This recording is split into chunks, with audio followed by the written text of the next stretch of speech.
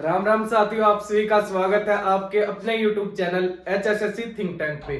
साथियों, जैसे कि आपको पता है, हमारी भौतिक विज्ञान यानी फिजिक्स की क्लासें जारी है और आज हम यूनिट नंबर 6 को स्टार्ट करेंगे। यूनिट नंबर 6 में सबसे पहले हम पढ़ेंगे पेंडुलम, जिसे हम हिंदी में बोलते हैं लोलक। तो पेंडुलम को पढ़ने से पहले दो प्रकार की मोशन को हम जानेंगे कि क्या होती है वो, जिसमें पहला नंबर है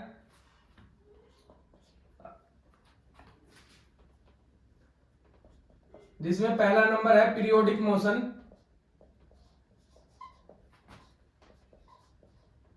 यानी कि आवधिक गति।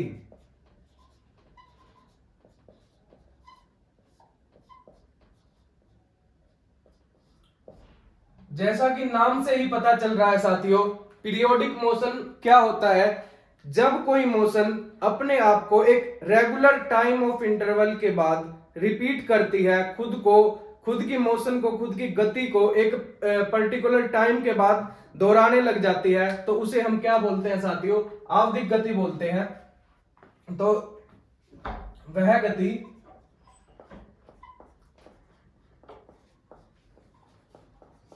जो एक समय अंतराल के बाद खुद को दोहराए, समय अंतराल के बाद खुद को रिपीट करती है, खुद को दोहराती है,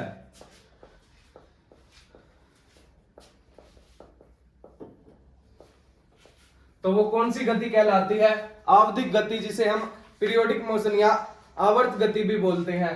उदाहरण से अगर हम इसे समझें तो आवधिक गति हमारे दैनिक जीवन में कहां कहां हम देखते हैं, जैसे कि घड़ी की सुइयां या घड़ी की चाल कह लो। घड़ी की जो चाल है वो पीरियोडिक मोशन होती है। मान लो कि मिनट वाली जैसे सुई है, मिनट वाली सुई है, वो 60 मिनट के बाद अपनी जो इनिशियल पोजीशन है उसको वापस उसी पोजीशन पे आ जाएगी, वापस उसी स्थान पर आ जाएगी। अगर हम कहें जैसे कि अपने सौरमंडल में पृथ्वी की जो गति है अपने अक्ष पर, पृथ्वी की गति है अपने अक्ष पर, उसे हम पीरियोडिक मोशन का नाम देंगे, जो कि 24 घंटे के बाद दोबारा उसी पोजीशन पर आ जाती है जहां से उसने स्टार्ट किया था। तो ये था साथियों पीरियोडिक मोशन। अब हम एक दूसरी मोशन के बारे में पढ़ेंगे, जिसे हम बोलते हैं ऑक्सिलेटरी मोशन, यानी कि दोलन गति।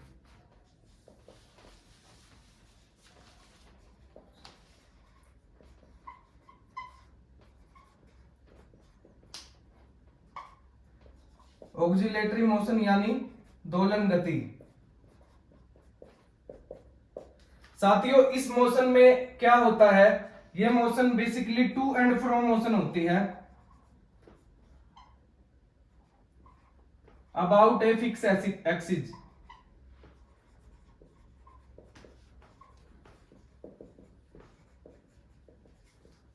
जैसे कि अगर पेंडुलम का ही उदाहरण ले हम, तो पेंडुलम की गति कुछ इस प्रकार से होती है। पेंडुलम एक बार लेफ्ट साइड में जाएगा, एक बार राइट साइड में जाएगा। तो पेंडुलम को अगर हम देखें तो कुछ इस प्रकार से अपनी गति करता हुआ प्रतीत होगा। तो ये जो बीच वाला पॉइंट है, जिसे हम मीन पोजीशन भी बोलते हैं,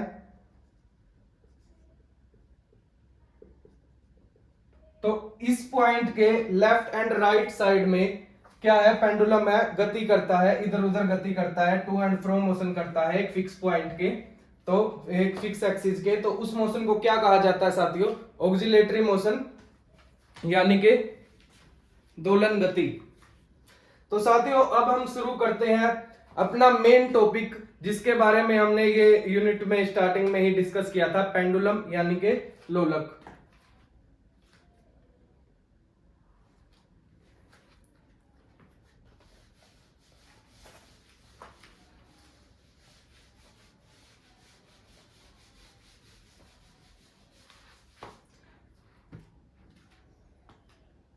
पेंडुलम साथियों कौन सी गति करता है?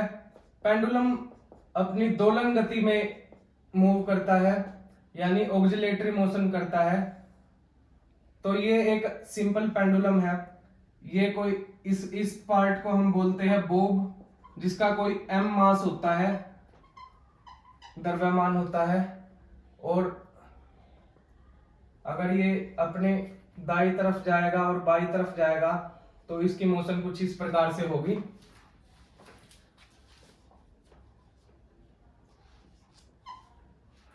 जो साथियों ये बीच की जो पोजीशन होती है, जैसा कि हमने पहले भी बताया था, इसे हम मीन पोजीशन बोलेंगे। और जो लेफ्ट एंड राइट साइड की जो टॉप मोस्ट पोजीशन है उसे हम साथियों एक्सट्रीम पोजीशन बोलेंगे। ये भी आपकी एक्सट्रीम पोजीशन है साथियों। तो साथियों अब हम समझेंगे कि ये जो पेंडुलम है इसके जो मतलब कि इसका जैसे कि टाइम जो पीरियड है, टाइम पीरियड समझने से पहले हम देखेंगे कि वेलोसिटी है, इसकी जो मूव करने का वेग है, उसके ऊपर क्या क्या इफेक्ट आता है। तो सबसे पहले मीन पोजीशन पे देखेंगे हम साथियों। मीन पोजीशन पे जो पेंडुलम के मोशन के जो तथ्य हैं उनके बारे में हम पढ़ेंगे। मीन पोजीशन पे साथियों यहां पर आपकी वेलोसिटी है, जो वेग है, वो हमेशा मैक्सिमम रहता है। अब आप पूछोगे मैक्सिमम क्यों रहता है साथियों? अगर यहां पर मान लो ये जो मीन पोजीशन है हमारी, इस पर पेंडुलम की वेलोसिटी है, वेग है जो मैक्सिमम है, ऊपर की तरफ जाएगा या राइट साइड लगाओ या लेफ्ट साइड लगाओ, तो जो वेलोसिटी है वो डिक्रीज होती जाएगी साथियों।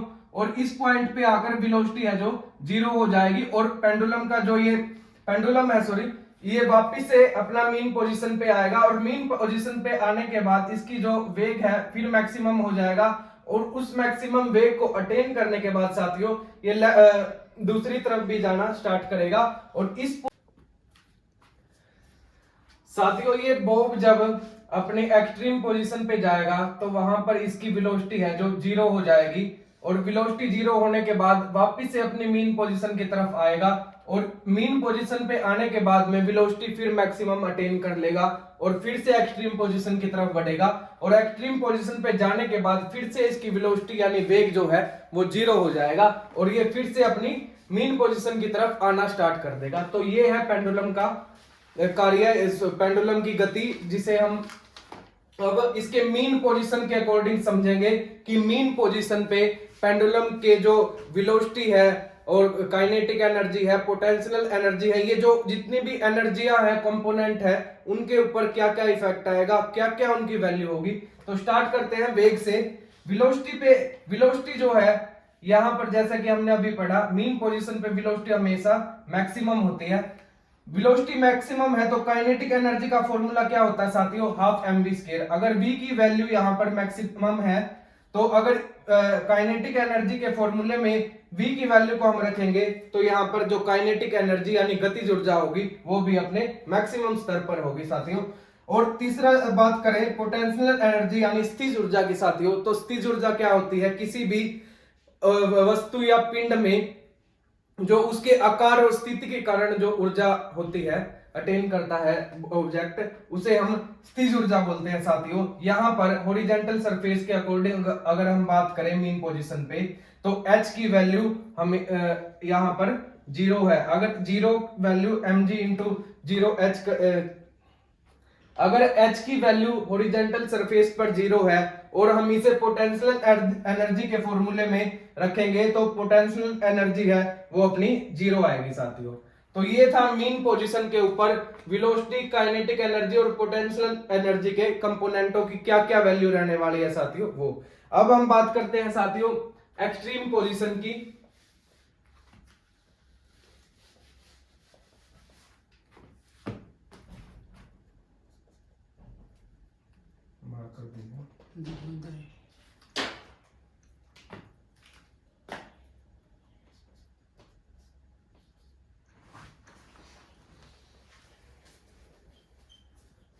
एक्सट्रीम पोजीशन पर साथियों वेलोसिटी की वैल्यू क्या रहेगी, यानी वेग है जो एक्सट्रीम पोजीशन पर पहुंचने के बाद वेग कितना होगा, साथियों एक्सट्रीम पोजीशन पर पहुंचने के बाद में वेग हमेशा 0 हो जाएगा, यानी कि मिनिमम हो जाएगा। साथियों अब बात करते हैं हम काइनेटिक एनर्जी यानी गतिज ऊर्जा की, जिसका फॉर्मूला होता है हाफ mv स्केल।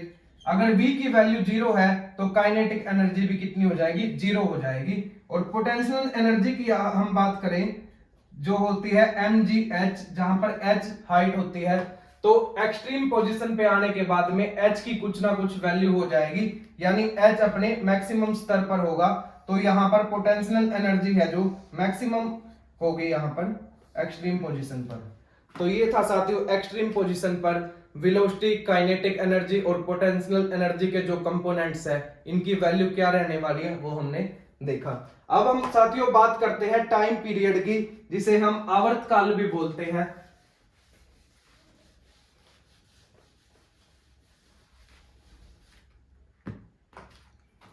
साथियों टाइम पीरियड है जो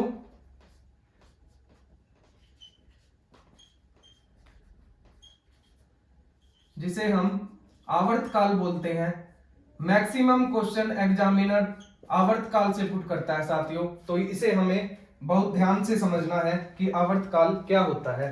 आवर्तकाल का फॉर्मूला है साथियों, वो है T इक्वल टू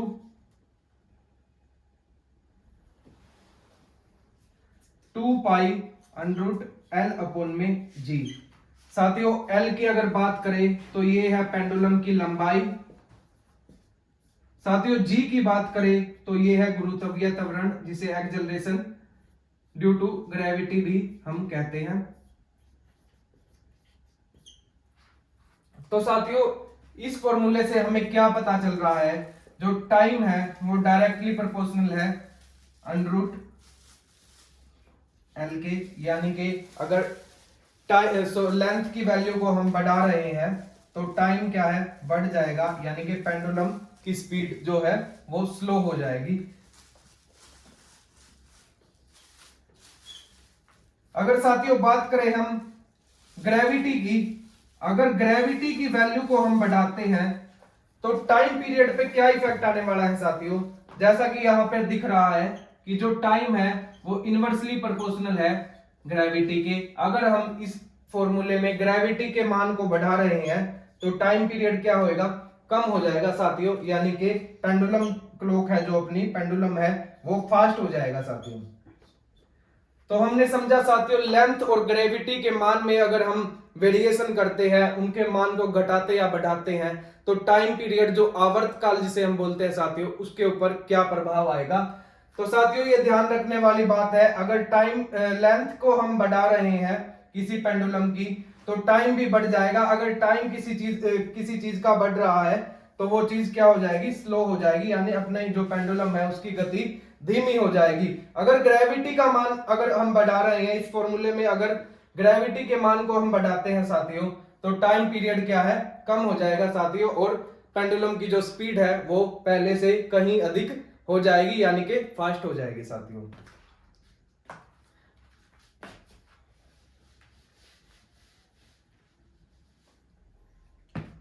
साथियों एक बात नोट करके लिखना,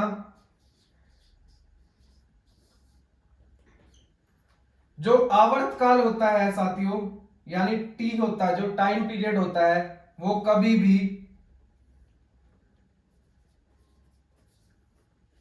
भी मास या द्रव्यमान पर निर्भर नहीं होता।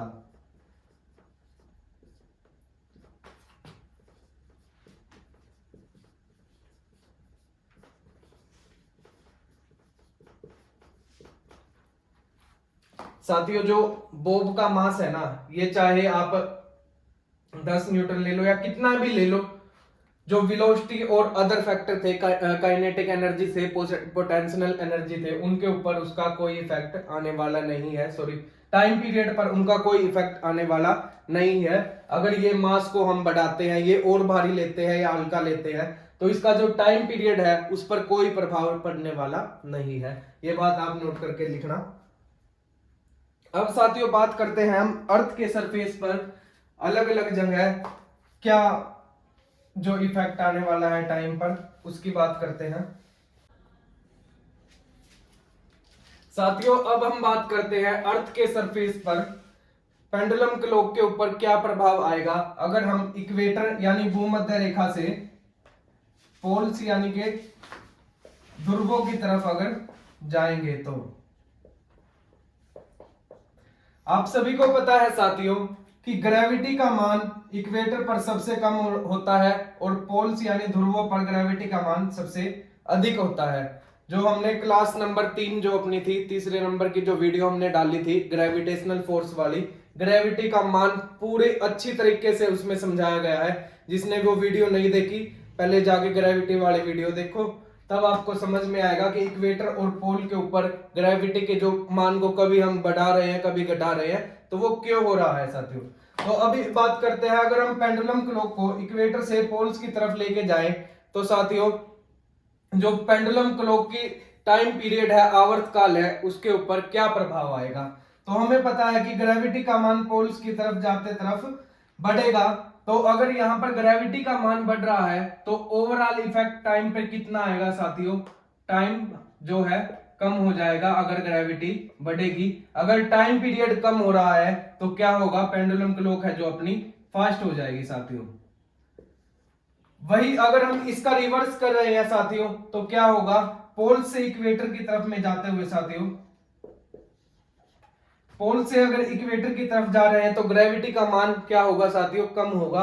अगर ग्रेविटी का मान कम हो रहा है साथियों तो टाइम जो है बढ़ जाएगा, यानी कि जो अपना पेंडुलम क्लॉक है वो स्लो हो जाएगा साथियों, यानी कि जो आवर्तकाल है वो बढ़ जाएगा साथियों अपना, और पेंडुलम क्लॉक जो है धीमी गति से पहले की अपेक्षा कम गति में मोशन करेगी या उसका टाइम पीरियड जो है वो बढ़ जाएगा साथियों। अब साथियों हम बात करेंगे गर्मी और सर्दी की। अब आप बोलोगे गर्मी और सर्दी का क्या इफेक्ट आएगा आवर्तकाल पे, पेंडुलम क्लॉक के जो टाइम पीरियड है उस पे, तो वो भी हम देखेंगे साथियों। आप सभी को पता है कि मेटेरियल जो है, मेटल है जो उन वो गर्मी में आने पर या हीट उनमें अगर हम देंगे तो वो एक्सपेंड कर जाती है साथियों, यानी कि फैल जाती है। वही अगर हम उन्हें सर्दी के कांटेक्ट में लेके आएंगे या कम टेम्परेचर की तरफ लेके चलेंगे तो उनमें एक श्रिंकेज अलाउंस पैदा हो जाता है जिसे हम सिकुड़ना भी बोलते हैं साथियों। तो उसके आधार पर टाइम पीरियड है उसके ऊपर भी एक नेग्लिजिबल इफेक्ट आता है साथियों, वो हम पढ़ेंगे। सबसे पहले हम साथियों समर की बात करते हैं यानी गर्मी की। गर्मी में क्या होगा साथियों, जो लेंथ है ना, लेंथ बढ़ जाएगी।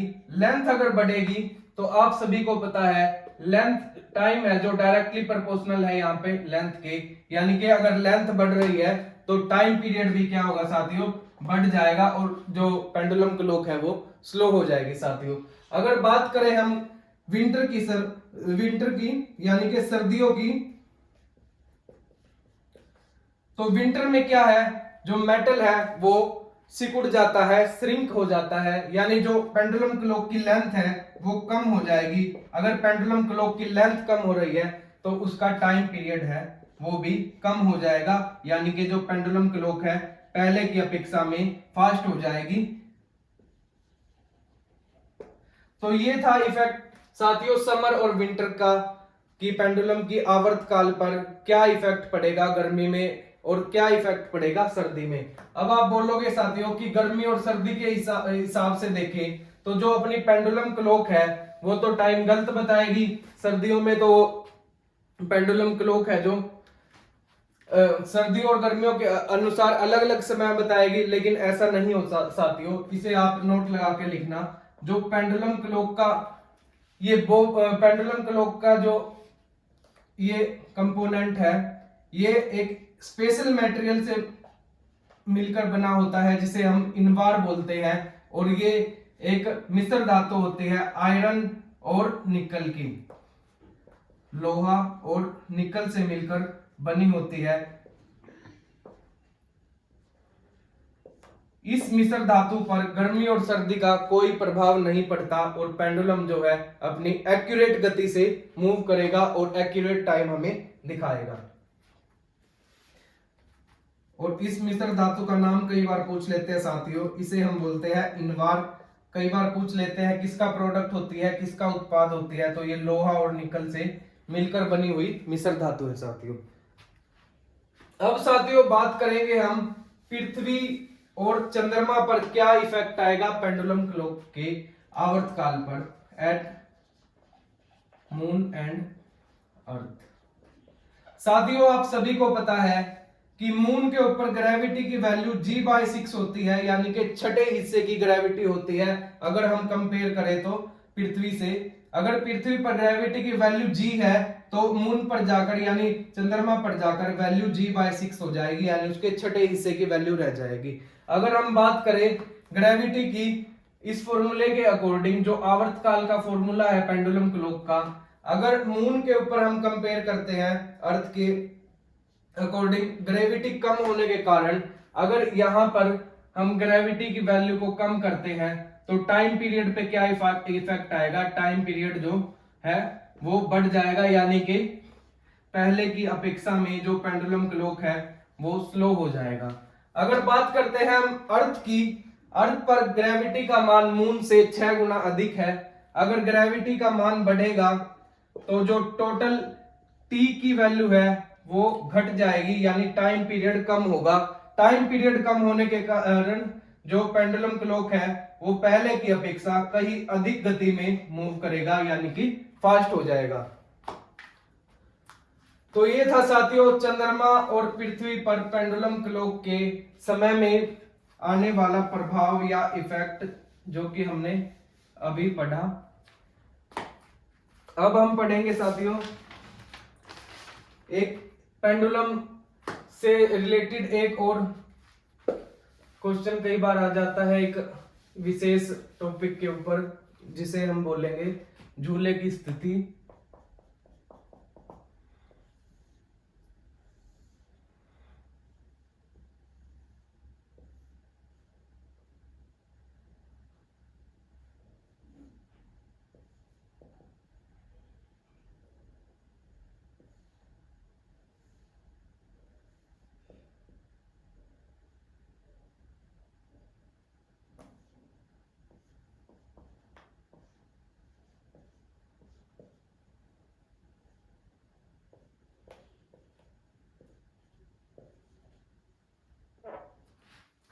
साथियों झूले की स्थिति के ऊपर भी कई बार क्वेश्चन पूछ लेता है एग्जामिनर। जैसे कि हमें पता है टाइम पीरियड जो होता है उसका फॉर्मूला है 2π√L/g।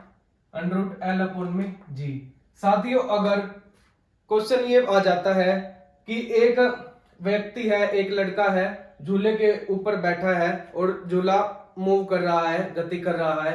अगर अचानक लड़का झूले के ऊपर खड़ा हो जाता है तो पहले की अपेक्षा में गति पर क्या प्रभाव आएगा, तो वो प्रभाव साथियों अब हम डिस्कस करेंगे। साथियों आप सभी को पता है अगर कोई मतलब एक व्यक्ति है कोई भी, उसका जो सेंटर ऑफ ग्रेविटी पॉइंट वो कहां होता है, नाभि में होता है साथियों। अगर ये व्यक्ति चलते झूले पे खड़ा हो जाता है साथियों तो जो सेंटर ऑफ ग्रेविटी का पॉइंट है वो ऊपर की तरफ शिफ्ट हो जाएगा, और सेंटर ऑफ ग्रेविटी पॉइंट से अगर हम लेंथ कैलकुलेट करेंगे तो पहले की अपेक्षा लेंथ है जो कम हो जाएगी। अगर साथियों लेंथ है जो आप सभी को पता है जो टाइम है डायरेक्टली प्रोपोर्शनल होता है लेंथ के। अगर लेंथ अगर बढ़ रही है साथियों तो टाइम भी क्या होगा, बढ़ जाएगा, यानी कि स्लो हो जाएगा पेंडुलम अपना। अगर लेंथ है जो घट रही है साथियों तो टाइम भी क्या होगा, घट जाएगा, क्योंकि ये दोनों एक दूसरे के समान कर्मनापाती है। तो टाइम पीरियड घटने के कारण क्या होगा, पेंडुलम जो है पहले की अपेक्षा में फास्ट हो जाएगा साथियों। तो कई बार एग्जामिनर पूछ लेता है कि भाई पहले तो लड़का बैठा था झूले के ऊपर फिर खड़ा हो जाता है, तो पेंडुलम क्लॉक है जो उसकी गति पे क्या प्रभाव आएगा, गति कम होगी, गति सेम रहेगी, गति बढ़ेगी या गति पर कोई प्रभाव नहीं आएगा। तो साथियों अगर व्यक्ति खड़ा हो जाता है तो उसकी गति यानी पेंडुलम या झूले की गति है जो वो बढ़ जाएगी, पहले की अपेक्षा में फास्ट हो जाएगी।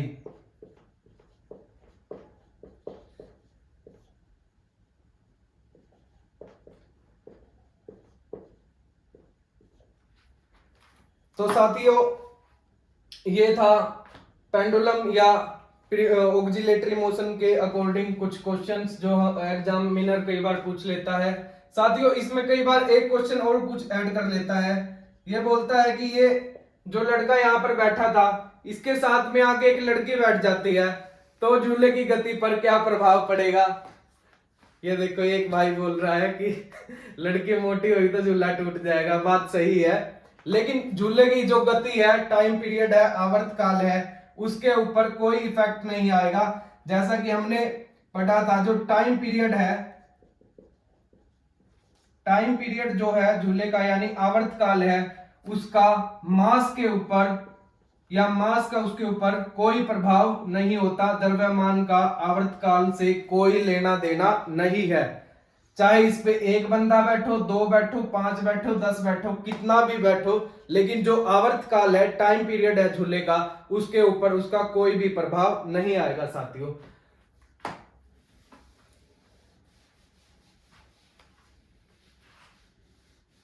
साथियों अब पेंडुलम का एक दूसरा टाइप है,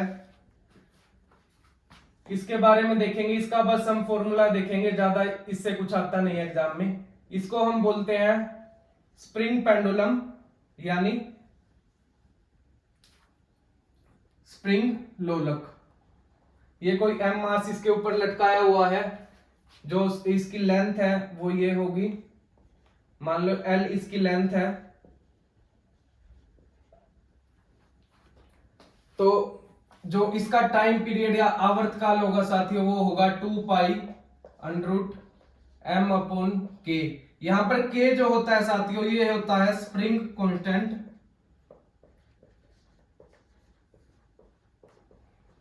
जो स्प्रिंग की धातु के अनुसार अलग अलग होता है, धातु के अकॉर्डिंग चेंज होता रहता है। तो साथियों यहां पर स्प्रिंग जो पेंडुलम है ये मास इसमें मास एक मेन वेरिएबल है। अगर मास बढ़ रहा है साथियों तो यहां पर टाइम पीरियड है वो भी बढ़ जाएगा, यानी कि जो अपना स्प्रिंग पेंडुलम की जो मोशन है, गति है, वो पहले की अपेक्षा में स्लो हो जाएगी। अगर साथियों हम यहां पर मास को घटा देंगे तो टाइम पीरियड क्या है वो भी घट जाएगा, यानी कि पहले की अपेक्षा में जो पेंडुलम की गति है, स्प्रिंग पेंडुलम की गति है वो तेज हो जाएगी साथियों। तो हमने पढ़ा जो पहले जो सिंपल पेंडुलम था उसमें मास का कोई चक्कर नहीं था, कोई लेना देना नहीं था टाइम पीरियड से, लेकिन स्प्रिंग पेंडुलम यानी स्प्रिंग लोलक में मास है एक मेन कंपोनेंट है, और मास जो है डायरेक्टली प्रोपोर्शनल है यहाँ पर टाइम के, यानी अगर मास को हम बढ़ा रहे हैं, द्रव्यमान को बढ़ा रहे हैं तो टाइम पीरियड बढ़ जाएगा। अगर मास को हम घटा रहे हैं तो टाइम पीरियड भी घट जाएगा, यानी जो अपना पेंडुलम है, स्प्रिंग पेंडुलम है, वो फास्ट हो जाएगा। तो साथियों आज की वीडियो में इतना ही। कल इसका सेकंड पार्ट हम लेके आएंगे जिसमें हम सिंपल हार्मोनिक मोशन यानी सरल आवर्त गति के बारे में पढ़ेंगे। आशा करते हैं आप सभी वीडियो एंजॉय कर रहे होंगे, वीडियो से कुछ सीख रहे होंगे। ऐसे ही हम जल्दी ही फिजिक्स को खत्म करके केमिस्ट्री और बायो की तरफ बढ़ेंगे। तो वीडियो देखने के लिए बहुत बहुत धन्यवाद। वीडियो अगर अच्छी लग रही है तो लाइक करो, शेयर करो, सब्सक्राइब करो। धन्यवाद।